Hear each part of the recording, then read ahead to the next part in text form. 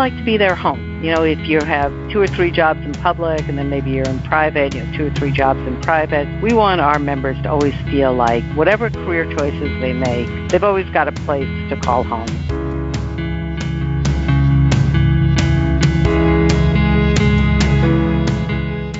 Hello, everyone. Welcome to Life in Accounting. We are a podcast production of WhereAccountants.go.com. I'm Mark Goldman, a CPA, and your host for this podcast. If you're a brand new listener today, checking us out for the first time, thank you very much. Welcome to the show. I hope you enjoy it. And if you are one of our long-term listeners, which I guess based on that description would be 2 shows or more, thank you for coming back as well. We are a podcast that's all about highlighting the different paths that you can take when you have a background in accounting. And our guest for today is another great example of that.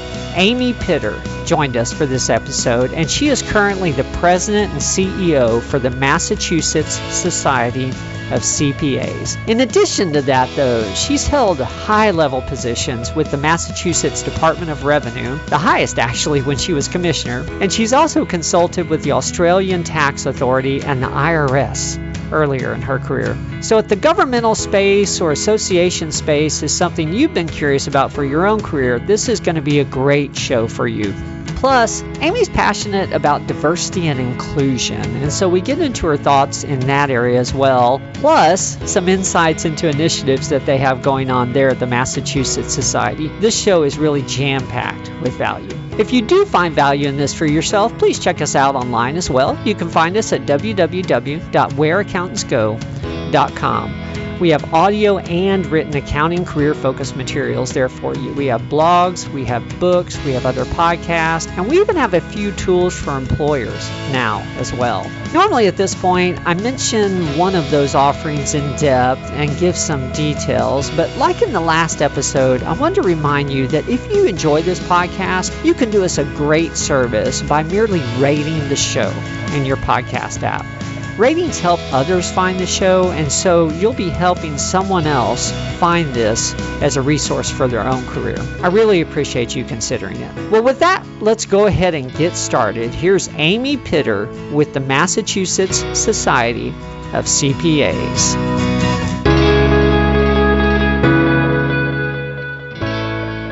Well, hello, Amy. Welcome to the show.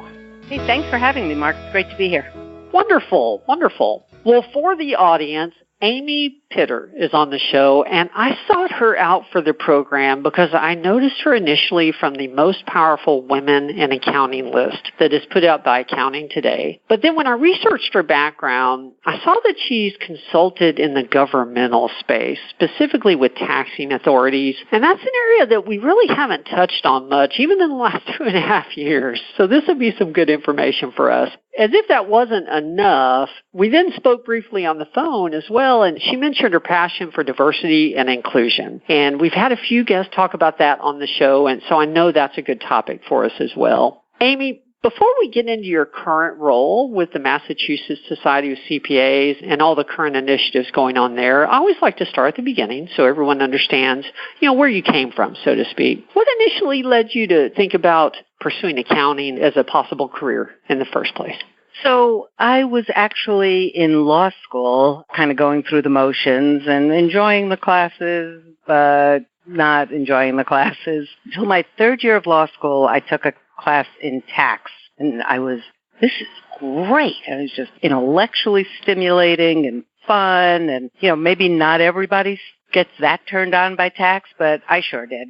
So I went and got a master's degree at Northeastern University. They had a program there called the Northeastern University Graduate School of Professional Accounting, and it was a pretty interesting program. They only took you if you had never taken an accounting class. So they were really looking for liberal arts majors. I was a history major on the theory that it was the discipline of studying liberal arts that was going to really make a very well-rounded accountant. And I had a great time there, great program, and there were 45 of us, and pretty much every single person went to one of what was at the time the Big 8 firms. And that's how I got started. Wow. I'm just curious, did you get a master's in tax or accounting? No, it was a master's in accounting. Okay. I just had to ask since you mentioned the love for tax. Love for tax. So you went to one of the Big 8 firms. I don't know much about your career before the consulting experience. So can we go through, I guess, the highlights and the milestones during that period? Sure. So this is going to come up a bit about when we get to the bad decisions I've made in life, but I didn't last long in public accounting. It was a different world back then. This was in the late 70s, early 80s, and it was not a great place for women at the time, to be honest with you. So like many kids today, not that long into my career, I got offered a job in private industry for more money and what I thought might be a culture that would be a better fit for me, and I took it. So that was it for me in public accounting until I started working in the Department of Revenue and started realizing the important role that CPAs play in the system. So then I was, again, this was back in the 80s, so I was doing a lot of, at the time there were real estate limited partnerships, and it was kind of a good blend of accounting and law for me to do SEC filings and that sort of thing. And then I did my own work as a real estate developer, and then I realized if I took a job with the state, I would start getting a paycheck. So that was really appealing, and that's when I started the Department of Revenue in 1990. Okay. The Massachusetts Department of Revenue? There's another one? I've heard there are a few. We have a particular view here in Boston. You're cracking me up. That's too funny. That's too funny. I didn't realize you were with the Department of Revenue that long. Oh, my gosh. Well, I was there for 10 years, and in that time I ran child support enforcement for a while, which in Massachusetts is part of the DOR, and then I ran taxpayer services for a while. And that was kind of what led me to the consulting gig that I did for 10 years after the Department of Revenue. I went with a consulting firm that had a specialty in consulting to government agencies, to child support agencies, and particularly to revenue agencies around the state and also around the world, which is how I wound up in Australia, consulting to the Australian tax office. Okay. I'm curious, were you a CPA at this point, or? No. Okay. Well, with the law background, I wasn't sure, if that was part of your story or not. So, and this is, when you ask about bad decisions and lessons learned the hard way and that, I just left public accounting before I had sufficient experience to get certified. I passed the exam, I had the hours, I had everything, and not making the best decisions in my 20s, something I really regret. I would love to have that certification. Okay. Well, I'm glad you brought up the Australian piece, because that was something that interested me, because in the information I saw online, it mentions consulting with the IRS and then the Australian tax office. And I mean, it seems like really interesting, challenging work. I was curious how you got those opportunities, and is it really as interesting and challenging as someone from the outside might think? Tell us about that experience. So the Australian tax office was as interesting and as challenging and as fun and as cool as you could possibly imagine. So I was there for 3 years. My family and I moved there to Canberra, which is the capital of Australia. And the Australian tax office was in a very interesting spot when we moved there. They were actually pretty technologically savvy. This was in 2002. And then they got thrown a curveball. The state moved to what they call a goods and services tax. Some countries call it a value-added tax, a VAT. And they did it very, very quickly. And they did it without a lot of consultation. And they did it without a lot of prep time for the Australian tax office. So the Australian tax office moved from a very technologically savvy, very efficient, very good organization to an organization that was really in turmoil. They moved from electronic filing to manual filing because they simply didn't have the systems in place to manage this entire new tax regime that had been set up kind of overnight. In addition, the taxpayers were flummoxed. It was, really quite a different regime, and people had so many questions and so much uncertainty, and the ATO, the Australian Tax Office, didn't really have the wherewithal to deal with it all. So my company and I proposed to come in and do sort of a customer relationship management strategy, and not just the new technology around, how to manage customer calls, but really a new approach to how to have a different kind of relationship between the taxing administrative authority and taxpayers, and have it be much more collaborative. The idea being that it shouldn't be a one-way street. It shouldn't be a taxing authority saying, here's how you all are going to do things, and then have the taxpaying community say, okay, thanks, we're on it. Instead, it would be a real dialogue about, well, what do your business practices look like, and how can we best integrate with your business practices to lower your compliance burden, make it easier for you to comply, and make it cheaper for you to comply. So that's what I did there for 3 years, was work not only on new technology to help them do that, but really a new kind of relationship between the taxing authority and the taxpayers. Wow. And the red wine there is amazing. Well, thanks for throwing that in. Oh, my gosh. Well, what in the world would pry you away from Australia then? Because it sounds like you were having a blast, and I'm sure, from a personal standpoint, enjoying it, but definitely professional as well. What was sort of the next step, and why? Yeah, thanks a lot. Well, it was actually great, but, it's a lot of personal things. My daughter, when we moved there, was 2, and at that point, she was 5, so it was like, well, do we want her to start school in Australia? Do we want her to start school back in the United States? And my parents were getting elderly, and it was, how far do I really want to be from my parents at this stage of their lives? So we did go through a decision process of, are we staying or are we going, and decided to come home. Okay. And I was still with the same company, and at that point, there was this consulting gig with the IRS that opened up, just after I came back to the U.S., and that's how I wound up consulting to the IRS, also for about 3 years. About 3 years. Okay. So I'm assuming the commissioner of the Massachusetts Department of Revenue is the top position, for lack of a better term. Is that correct? Or?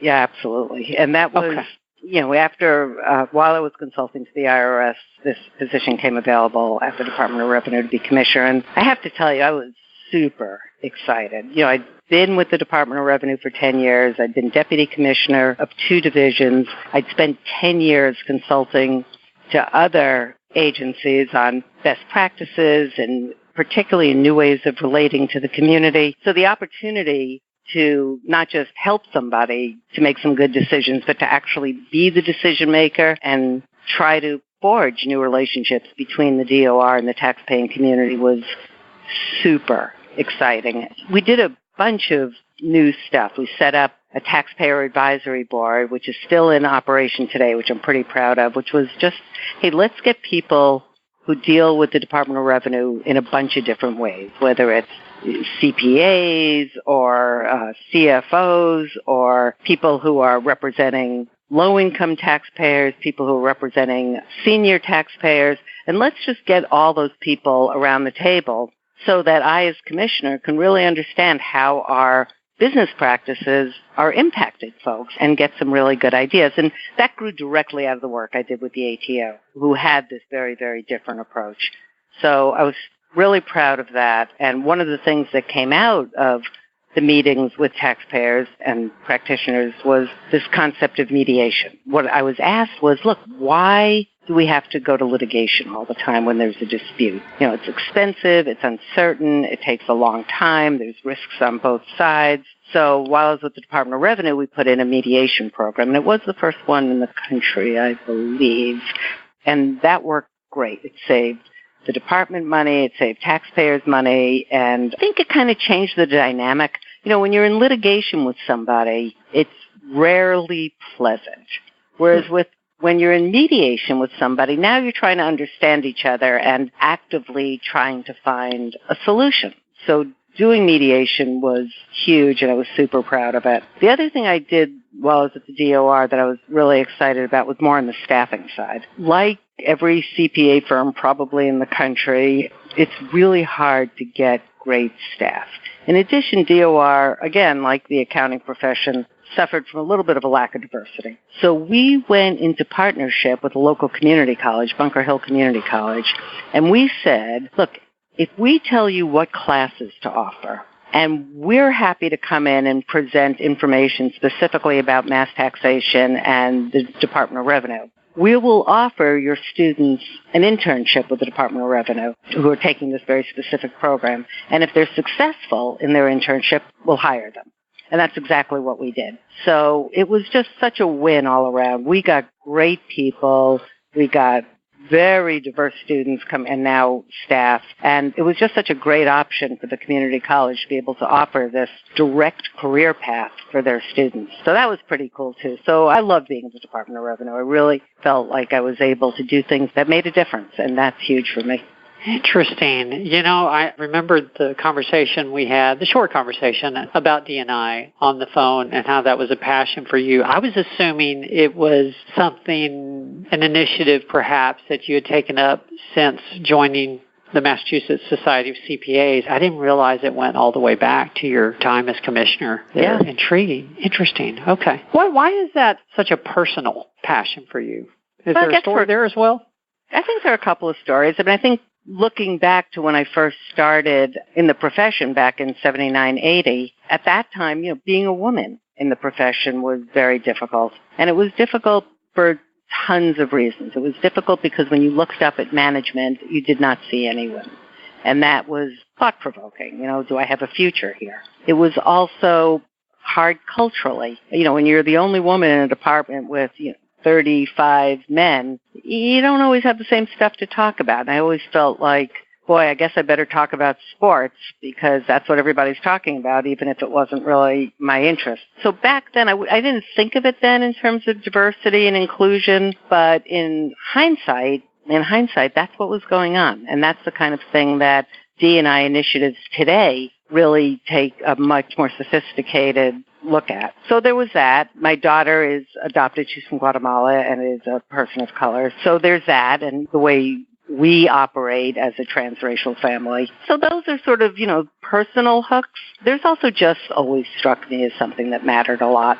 Okay, wonderful. What do you feel we're doing well in the area of diversity and inclusion? And then obviously I'm also going to be curious about where you feel we still need to make some strides. And I don't know if the right way to ask you this is with regards to the overall marketplace or maybe the accounting profession. So your choice on how you answer that. But what do you feel we're doing well, and then what strides would you like to see still made out there? Well, I think what we're doing well at the moment is there's really a burgeoning awareness of the topic, of the issue, and I think people are starting to understand the business case. I think if you go back even just a few years, there was a would-be nice kind of aura around D&I. It's like, oh, yes, when I have time for that altruistic, initiative, I'll get to that, but it's not really central to my business. It's a would-be nice. And I think people are now more understanding that it's not a frill, that in fact, more diverse teams produce better than less diverse teams. More diverse firms and more diverse companies are more profitable than less diverse firms and less diverse companies. If you want to have the best and brightest talent pool available to you, you really have to be able to attract a diverse talent pool because it's a bigger talent pool. So I think people are starting to get, so that's changed the conversation a lot. Like McKinsey, the consulting firm McKinsey came out just definitively saying companies that effectively tackle D&I are more profitable than companies that do not effectively tackle D&I. And I think that's starting to permeate the conversation. So that's a huge, huge stride I think we've made just in the last few years, is that commitment to D&I, not just as a would-be nice, but as an actual business strategy and an important business strategy. So I think that's what we're doing well. But now it's, okay, so now it's a lot of now what? So how do we actually achieve that? And, you hear a lot of things. You hear a lot of smaller firms say, oh, the big four snap up all the good diverse candidates. Or you hear about visa issues. You hear about marketplaces. So that's where I think the profession is now. It's like, this is really important, but either it's impossible or maybe it's possible for some, but not for me, and I don't have a clue what to do about it now. So we're trying to help at the society. I don't know if you're aware of CEO Action for Diversity and Inclusion. No, I'm not. So that's a pretty cool initiative. So that was a bunch of CEOs of very big accounting firms and other professional firms and companies. PwC was one of the founding members of it. I think Procter & Gamble was one of the founding members. And what they said was, look, we're not going to make this really complicated, but we know for sure that there are three things that if we as leaders in the business community did, it would make a difference. And those three things are pledging to have difficult conversations about race in the workplace, understanding unconscious bias and figuring out how to deal with it, and sharing best practices and, frankly, worst practices, right? Like what works, what doesn't. So they created this pledge, the CEO Action Pledge. Well, there are now 700 signers of the pledge. And there's stuff behind the pledge, mostly in the area of sharing best practices. So these big companies have said, look, we've got loads of collateral. We've got unconscious bias training. We've got best practices, and we're going to make that available to folks who want to play with us, who want to sign the pledge. So the MSCPA signed about a month ago, and since then we've encouraged a bunch of our firms to sign. We've had 10 firms sign, which is so exciting. And as a sort of a leadership group, we're going to get together and start working out training around unconscious bias, forums to share best practices. So you're sharing best practices amongst the firms? So we're starting as kind of a leadership group, sort of a D&I steering committee in the profession in Massachusetts, with the help of, when I say 10 firms that signed, that's 10 local and regional firms, the national firms and global firms. Many of them have signed, up a level. So we're going to work together. We've got a CEO Action Steering Committee. We've got a professional day of understanding scheduled for the fall, and we'll be part of a national group doing that. CEO Action does an unconscious bias bus, and they come around and do trainings and forums. So we're going to get our member firms who are interested to that next level of being able to actually take action to try to improve the diversity and inclusion in their firms. So it's really exciting. I think my goal is to actually move the needle. It's not just to talk. And I think that we're doing the stuff that will actually move the needle. I will say that the way we think about D&I here at the Society is we think of it as kind of a continuum from middle school, high school, college, and then into the profession. So we do a bunch of initiatives, as do many states, but we have programs going in the middle schools. We have the high school programs. We have a program that we do in the summer, an accounting awareness program for high school kids from low-income and minority areas to just introduce them to the profession. We have business case competitions. We have real-world accountant panels. We try to introduce everybody to the CFO of the Red Sox, but we can't always do that. But we'd like everybody to think that one day you could be CFO of the Red Sox if you pursue this career.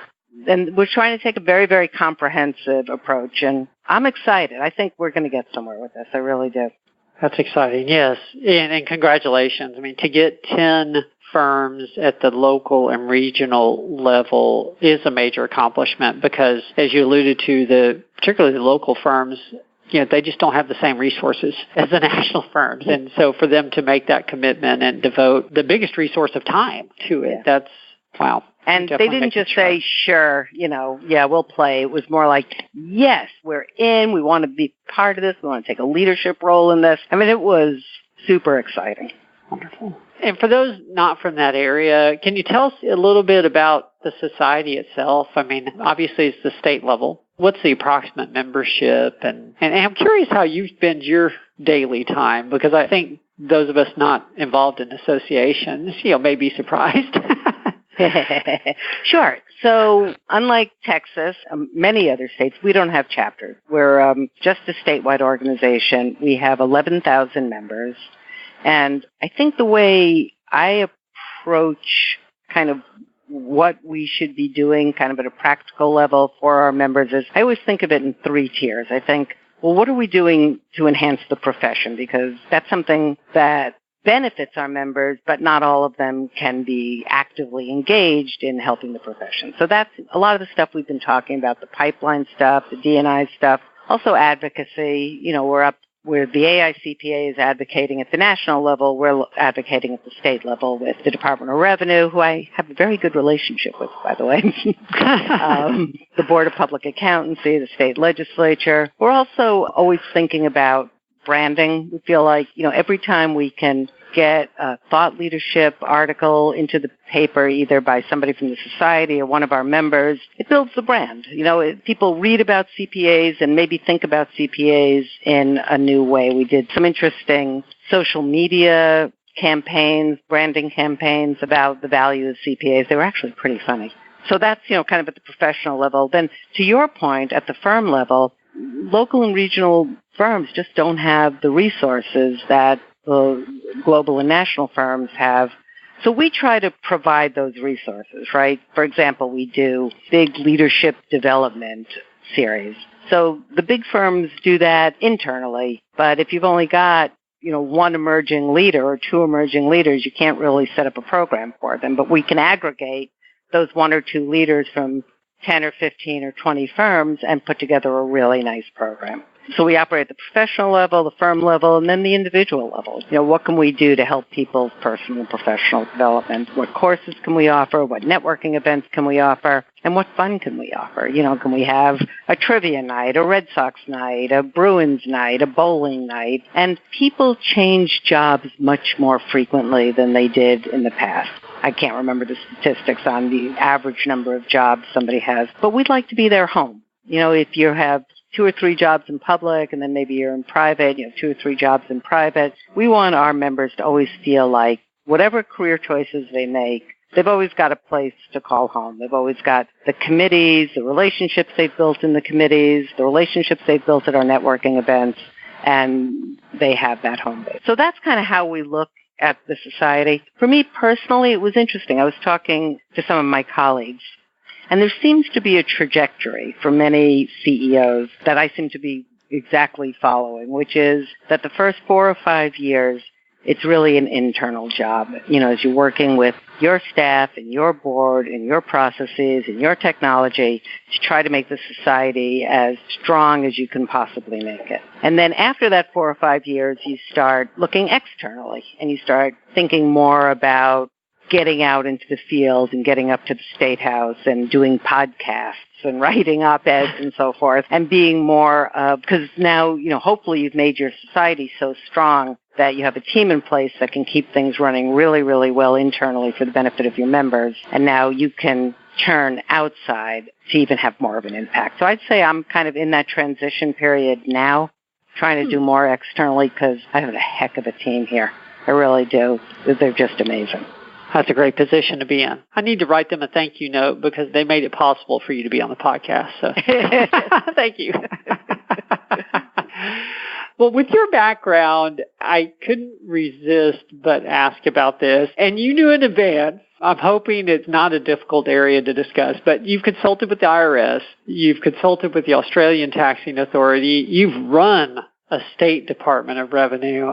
I'm curious what your thoughts are on the taxing system, in whatever way you would like to talk about it. The future issues you see now or areas you'd like to see changed. Maybe it's perfect. I don't know. But I'm curious what your thoughts are because you're very educated and knowledgeable in this area. So, my education and knowledge in this area, just to be clear, is really tax administration more than tax policy. How can a taxing authority make it as easy and simple as possible for taxpayers? And so that's kind of where I come from. It's interesting, at the Department of Revenue, you think that the way you increase revenues through audit and through collection, and it's just not true. The way you increase revenue is by increasing voluntary compliance. We have a voluntary tax. And the way you increase voluntary compliance is by doing 2 things: making it easy for people to comply and making it hard for them not to comply. So from a tax administrator's point of view, you make it easiest for people to comply when you make your systems accessible as possible, right? So you have as much online filing and easy ways to get answers. The difference between having a 2-hour wait to talk to a tax examiner and a 3-second wait for a tax examiner is the difference between somebody who's going to give up and decide not to find the right answer and not to comply properly and somebody who is. So, I don't know how many folks you've talked to about this, but my members say that this last tax season was the worst tax season they've ever had. And I think a bunch of stuff came together, tax reform where a lot of stuff changed. There was a lot of new rules and regulations. Some of them were not particularly well thought out and certainly not particularly well documented. That was added on to a little bit of the tail end of a shutdown and just really increasing lack of funding for the IRS. So exactly the opposite of everything you want. Instead of making it easy for taxpayers to comply, it was very hard for taxpayers to comply because they couldn't get answers to their questions. So, I think the first thing that comes to my mind is the IRS needs to be adequately funded. The IRS needs to have a really well-functioning practitioner unit, because when you think about it, and this was my approach when I was at the DOR, it was certainly the ATO's approach, is practitioners, CPAs, that's your best intermediary for taxpayer compliance. If you have a practitioner who knows the answers, knows how to get problems solved, they're going to represent hundreds at least of taxpayers. So the best way to increase voluntary compliance, which is where the money is to take care of your practitioners. Make sure they're getting answers. Make sure they're not waiting 2 hours on the phone.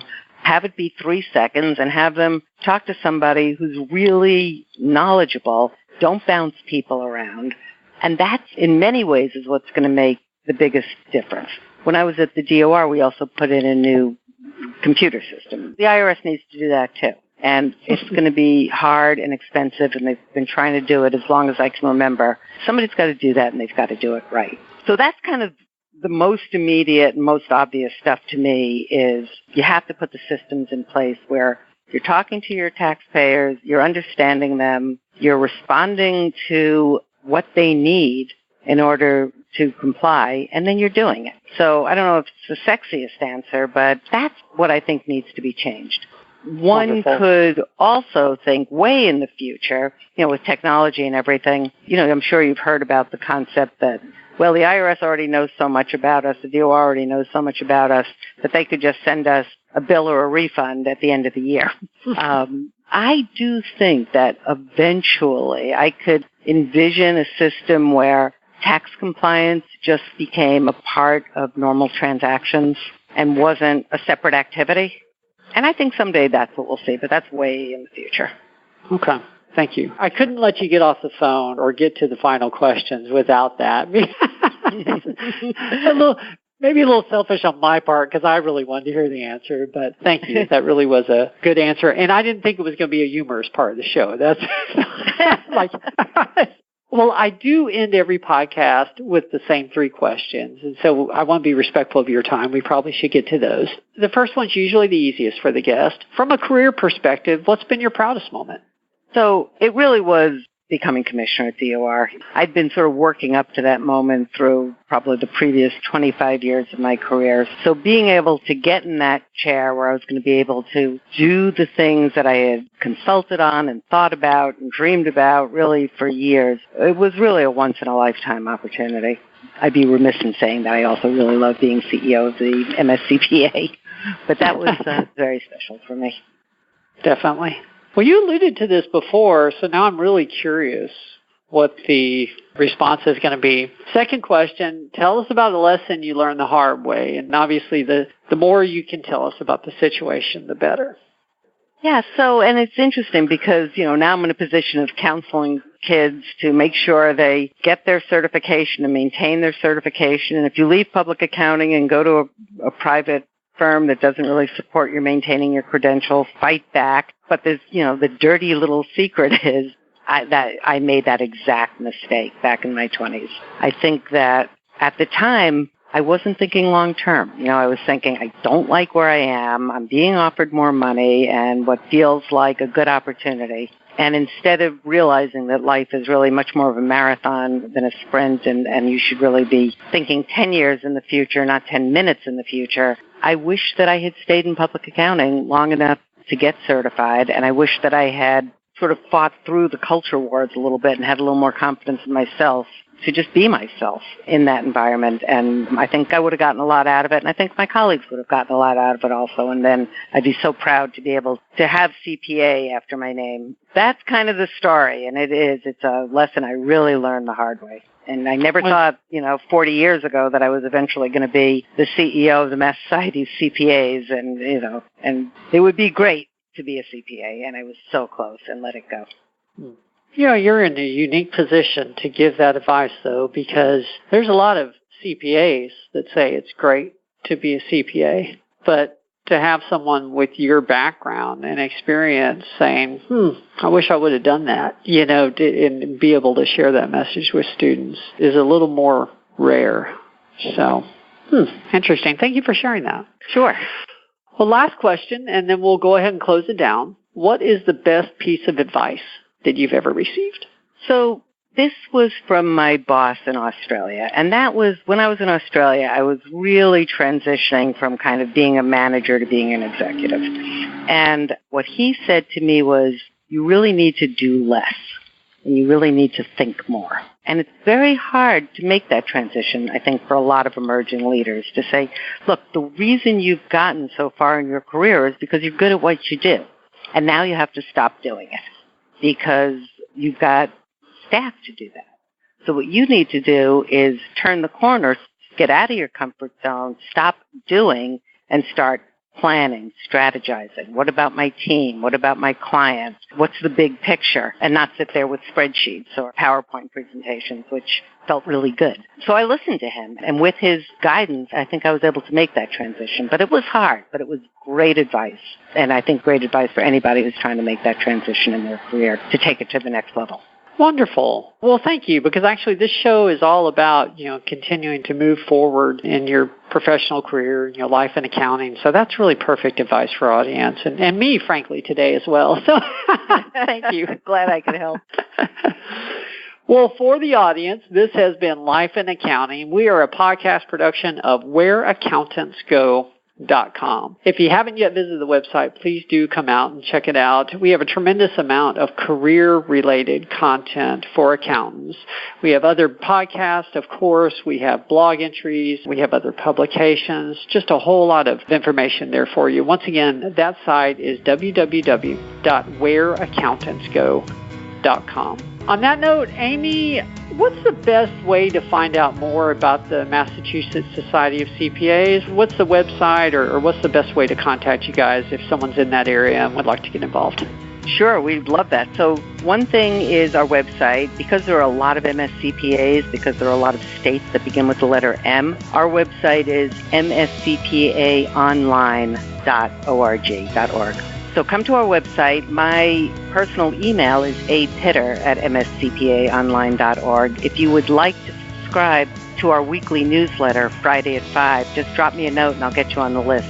People love that newsletter. It's filled with lots of interesting news and updates. So we'd love to have you. And thank you, Mark. This was great. No problem. Thank you for being on the show. Well, thank you to the audience as well. We appreciate you joining us. We will see everyone next week. There's more to come.